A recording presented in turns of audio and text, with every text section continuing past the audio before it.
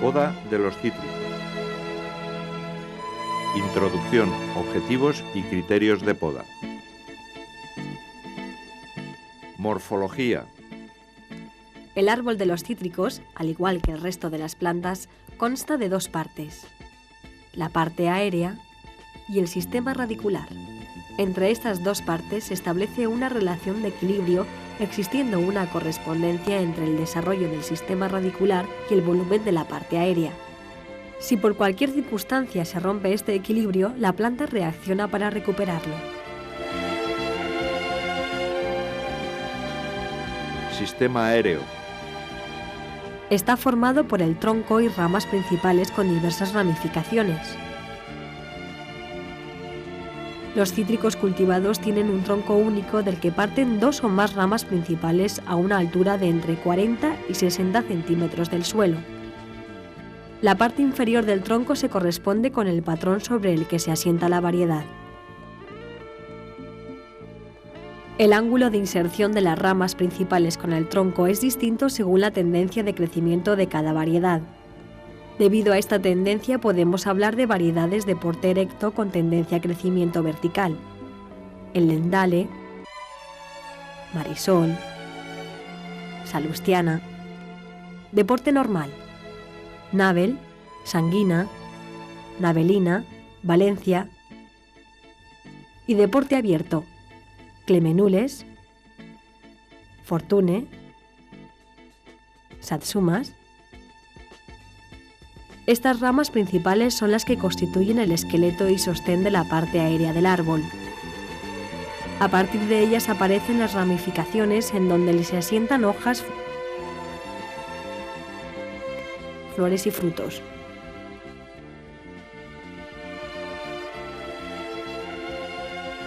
La densidad de estas ramificaciones y su tendencia de crecimiento contribuyen al aspecto general del árbol, siendo esta densidad mayor en las clementinas que en el grupo de naranjos y en estos mayor que en limoneros y satsumas. A mayor densidad de copa, más dificultad de entrada de luz, circunstancia que habrá que tener en cuenta a la hora de podar.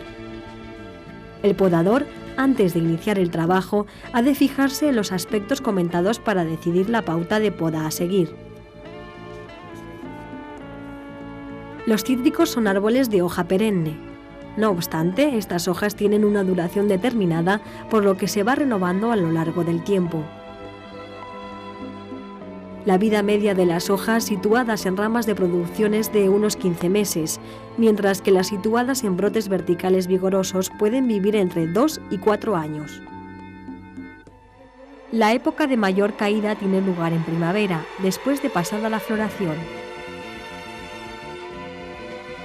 Como las hojas son uno de los principales órganos de reserva de nutrientes del árbol, hay que tener cuidado en no excederse en poda, pues, si se quita vegetación en exceso, habremos eliminado innecesariamente parte del alimento que iría a los frutos y esto podría repercutir negativamente en el cuajado. Esta circunstancia hay que tenerla muy en cuenta en variedades de difícil cuajado, tales como Navelate, Oronules y otras. En el punto de unión de la hoja con la rama, axila, se sitúan las yemas. De entre ellas, la de mayor tamaño brota antes que las demás. Caso de que ésta se pierda, hay yemas latentes o ciegas que pueden brotar. Si la poda es severa, se puede observar que brotan yemas por zonas del tronco en las que aparentemente no existían. En nuestras condiciones climáticas, los cítricos cultivados racionalmente presentan 2 paradas vegetativas y 3 brotaciones. Una parada es debida al frío, la otra al calor. Las brotaciones se producen en primavera, verano y principios de otoño. La de primavera, que se prolonga durante 2 meses, es la más importante por ser la brotación en la que se desarrollan las flores que van a constituir la base de la producción, excepto limoneros y limeros en los que la fructificación se puede dar a lo largo del año. Los brotes surgidos en primavera pueden ser de distintas clases y dependiendo del número de hojas y flores que llevan, se les identifica con las siguientes denominaciones. Brotes vegetativos, que solo tienen hojas. Brotes mixtos, que tienen hojas y flores. brotes campaneros. Solo tienen una flor en el extremo de un brote con hojas. Flor solitaria. Solo hay una flor sin hojas. Ramillete de flor, que está compuesto por un grupo de flores sin hojas. Las brotaciones de verano y principios de otoño solo presentan brotes con hojas, es decir, son brotes vegetativos. Sistema radicular. Está compuesto por unas raíces que sirven de anclaje, raíces principales de las que nacen las raíces laterales o secundarias. Estas, en su desarrollo, se van ramificando y haciendo de soporte de los llamados pelos radicales, barbada.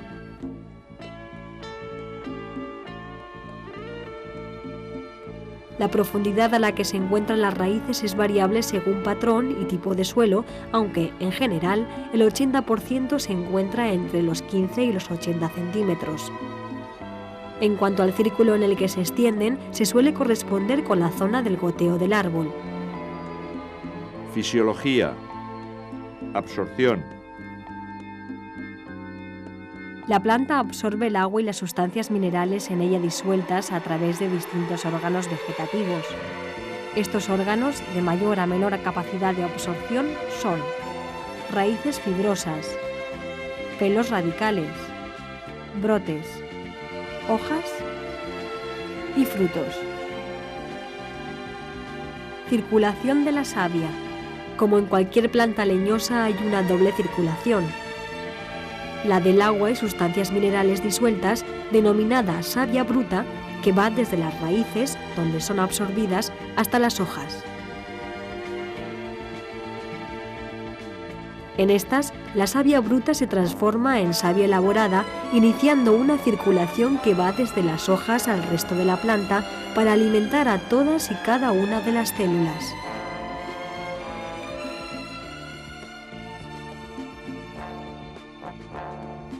En el caso de los cítricos hay una circulación más intensa de savia por la cara externa de la rama. Por tanto, las heridas efectuadas con la poda en esa parte de las ramas son más perjudiciales que las que se hacen en la cara interna. Es de interés destacar que, al cortar una rama determinada, la savia que tendría que ir a parar a esa rama se va a distribuir entre las ramas vecinas que quedan, aumentando así su capacidad de producción. El proceso bioquímico en el que, a partir de la savia bruta, del anhídrido carbónico del aire y de la luz solar, se sintetizan las sustancias que la planta va a utilizar para alimentarse, se denomina fotosíntesis. Al mismo tiempo, durante este proceso de transformación de la savia bruta en elaborada, las hojas liberan oxígeno a la atmósfera. Para que esto se produzca es necesario que en las células de las hojas haya clorofila, sustancia responsable de que tengan color verde. Sin este proceso no podríamos alimentarnos los demás seres vivos y no existiría la vida tal como la conocemos. Respiración. Como todo ser vivo, los cítricos absorben el oxígeno del aire para transformar una serie de sustancias, entre las que se encuentran preferentemente los azúcares, que dan lugar a la formación de anhídrido carbónico y agua. En este proceso respiratorio se libera energía, parte en forma de calor, que se pierde por irradiación, y otra parte que la planta utiliza para la realización de toda una serie de actividades vitales. Los cítricos respiran por todos sus órganos y tejidos, alcanzando su máximo en las hojas. Es importante que haya oxígeno en la atmósfera que rodea al tejido que respira, sobre todo en las raíces, que deben respirar activamente para extraer las sales minerales del suelo. De ahí el escaso desarrollo de las plantas que vegetan en suelos encharcados o compactos, donde la aireación es insuficiente. El fenómeno mediante el que la planta elimina a través de las hojas gran parte del agua que ha absorbido por las raíces y que expulsa a la atmósfera en forma de vapor se le conoce como transpiración. La intensidad de la transpiración está regulada por la luz solar principalmente, por la temperatura del aire en menor medida y por otros factores. La luz del sol calienta las hojas aumentando la presión del vapor de agua hacia el exterior y, por tanto, la transpiración. Respiración y transpiración actúan juntas y son procesos fisiológicos de la planta que contribuyen a crear una situación de equilibrio en el contenido de líquido de las células. Definición de la poda. La poda se puede definir como un conjunto de operaciones que se realizan en la parte aérea de los árboles para modificarlos con la intención de conseguir, con regularidad, una fructificación abundante y de calidad. Mediante la práctica de la poda modificamos parcialmente el desarrollo y forma natural del árbol. Se trata de una operación de previsión que repercutirá en el árbol de forma inmediata y tendrá consecuencias a medio y largo plazo. La poda está íntimamente relacionada con el proceso de alimentación del árbol. Cuanto más fértil sea el suelo, los abonados sean más equilibrados y oportunos, así como las demás operaciones de cultivo, el árbol podrá soportar mayor cantidad de ramas y hojas, dará mayores cosechas sin disminuir su vitalidad y requerirá podas más ligeras. La poda es una operación necesaria que se viene realizando desde el siglo XVIII, época en la que los cítricos empezaron a cultivar en plantaciones regulares. Al igual que otras prácticas de cultivo, la poda ha ido evolucionando en cuanto a sus objetivos y en cuanto a la forma de realizarla. Objetivos. En árboles jóvenes, el objetivo principal debe ser el de constituir un armazón sólido y equilibrado capaz de soportar buenas producciones en el futuro. En árboles adultos, la poda tendrá como objetivo principal el de renovar los órganos de fructificación agotados con el fin de mantener una producción rentable el mayor tiempo posible. Criterios a tener en cuenta. Convencidos de la conveniencia de la poda, hay que dar respuesta a preguntas como las siguientes.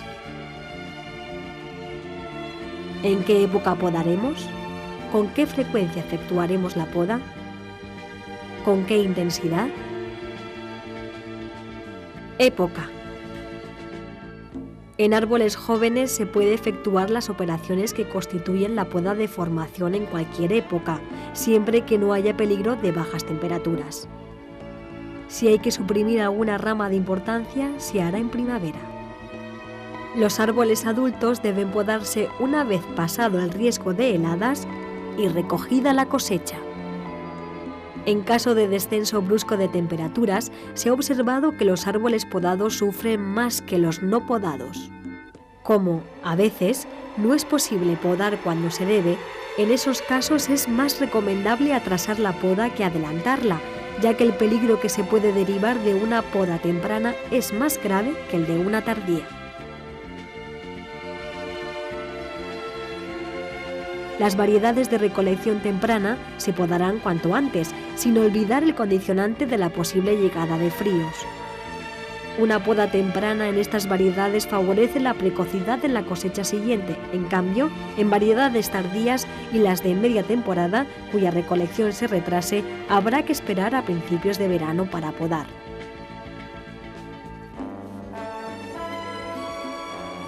Frecuencia. Hay quien piensa que ahorra dinero podando cada 2, 3 o más años.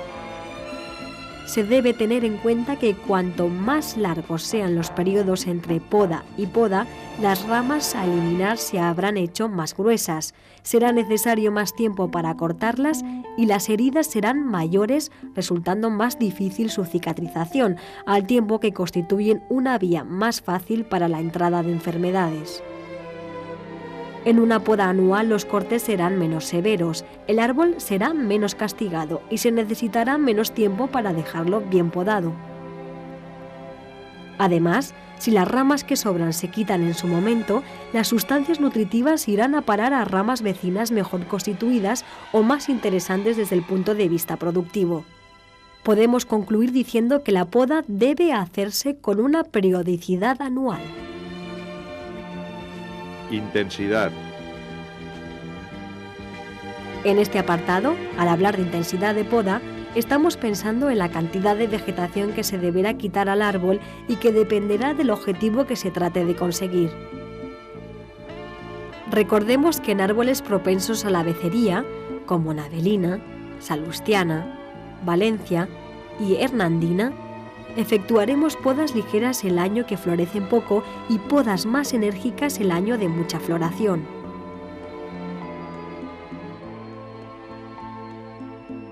A continuación se describe el tipo de actuación aconsejable en cada caso, según lo que se pretenda conseguir.